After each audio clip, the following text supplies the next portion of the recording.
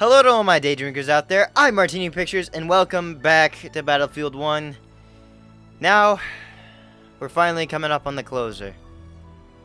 Probably going to be one of the shortest videos because it's probably just going to be a single shot. But who knows, maybe it's going to be like a 30-minute thank you to the player. Who knows?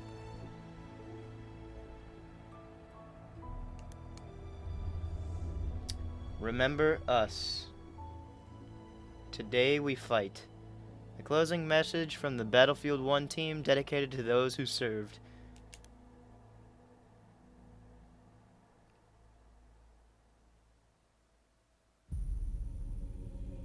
One day, all this will be over. The war to end all wars will be won by one side or the other. The guns will rust, grass will grow, and there'll be nothing left of any of this.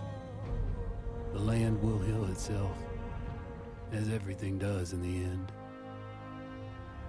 We'll be long gone by then, but maybe not forgotten. History only remembers 1 in 1,000 of us. Then the future will be filled with stories of who we were and what we did, how we lived, how we fought, and how we died. When this is all over and the war is won, they will remember us. But until that day comes, we will stand. We will look death in the eye, and we will fight.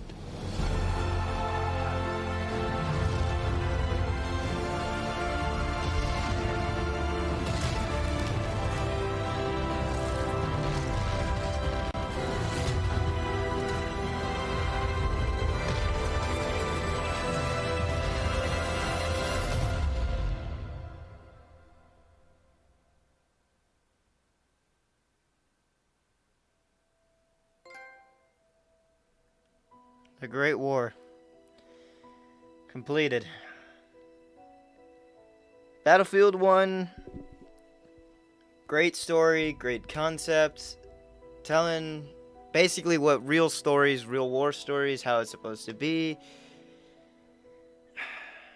The way that it's supposed to be played is so finicky that it kind of undermines everything that they're trying to do. Because if the player can't progress to see the beautiful story that it has and just gets fed up with it like I did many times, I had to stop and put myself away from it before I started just taking out on the game itself. Granted, I did vent some of my huge concerns with it, but after taking a step back, clearing my head for a couple hours sometimes, couple days, it did clear up some of the mess that was going on inside my head. That did show the beauty of the game and everything that they were trying to accomplish. Just like I said, it's so hard to actually fall in love with the game if it's so restricting of itself. Was it fun? Yes. At the times that it made perfect sense, yes. Other times, not so much. Now, I understand that in the multiplayer, one of the characters that you can get just by walking around and hopefully picking up one of those care packages in like one of those green open up boxes, you can receive the flamethrower. And instead of just dying by like a lucky headshot, it does give the player some time to use it. However, in the story mode, since there is no armor, it wouldn't make sense for that character as an NPC to still survive. I can understand like the heavy with the armor and the machine gun, why that would make sense, but not the unarmored flamethrower tech. Just little hiccups every now and again. It was just some of the reasons that It's not 100% with me. I'm like at 90% in love with this game, but the other 10% is just the finickiness of it. The multiplayer, I do love that. I've played with Algol twice.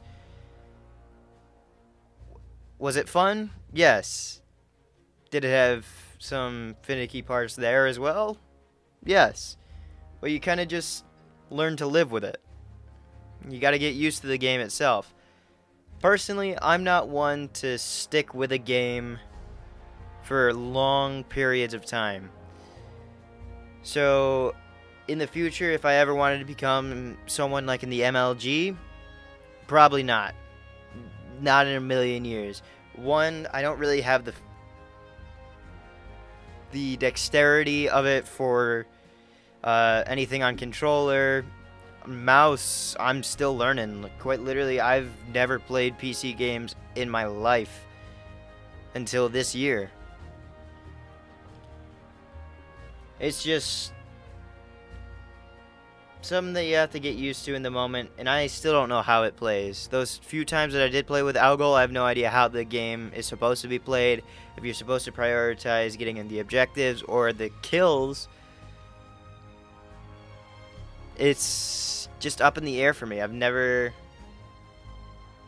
really felt the need to pay attention because some of the matches take forever.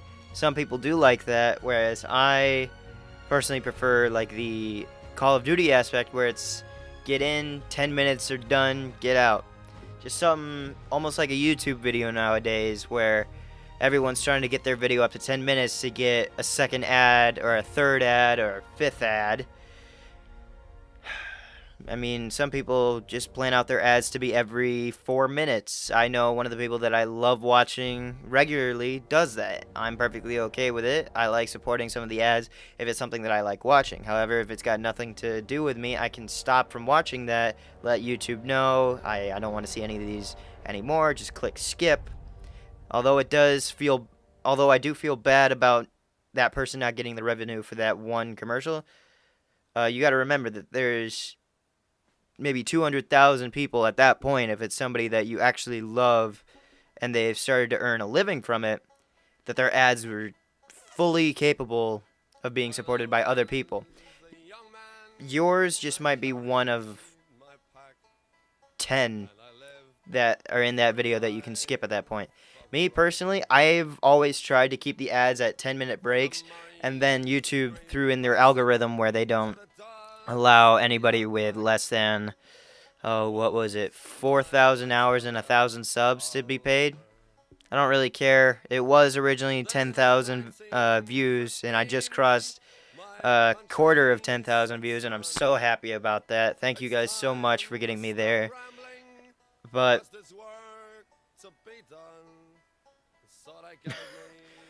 I kind of just clued back into the music, and my words were just overtaking everything.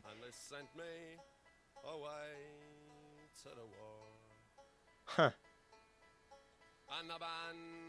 Every song that they had in here, even though that a few of the latter videos did end up getting copyrighted for select songs that were inside some of the videos, I didn't really care too much just because it's an amazing soundtrack. And even though this is just some to cool you off at the end of the game, just some to enjoy the credits rolling by, even this is just amazing to listen to. And you got to take it with a wholehearted feeling. But I think I've wasted enough of your time. What I'm going to do now is I'm just going to sign off right now. I'm going to clear off. I'm going to fade away, basically, is what I've got planned in my head. And I'm just going to let this play out. This is what I should have done back with Infinite Warfare and Modern Warfare Remastered. But I'm just going to say goodbye for now.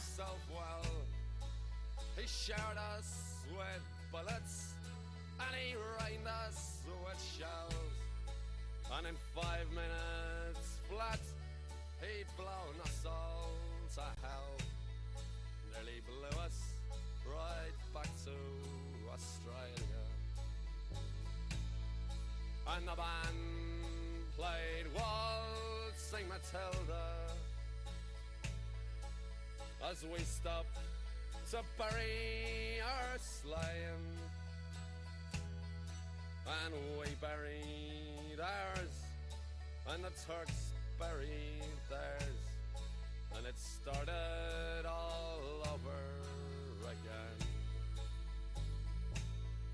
Now those who were living did their best to survive in that mad world of death, blood and fire.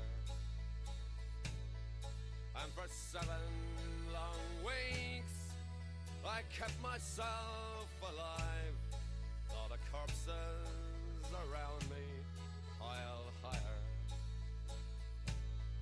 Then a big Turkish shell knocked me arse over tits, and when I awoke in my hospital bed and saw what it had done, Christ, I wished I was dead.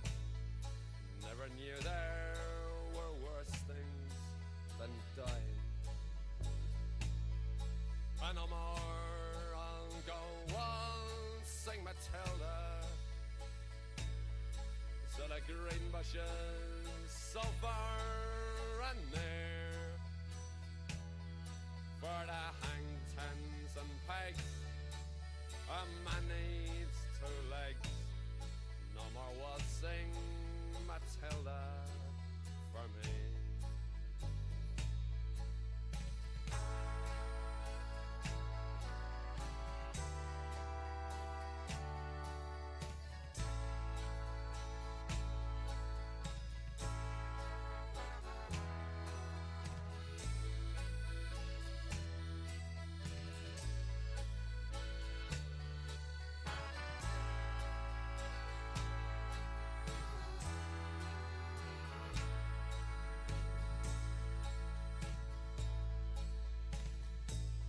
So they collected the cripples, the wounded and maimed, and they shipped us back home to Australia.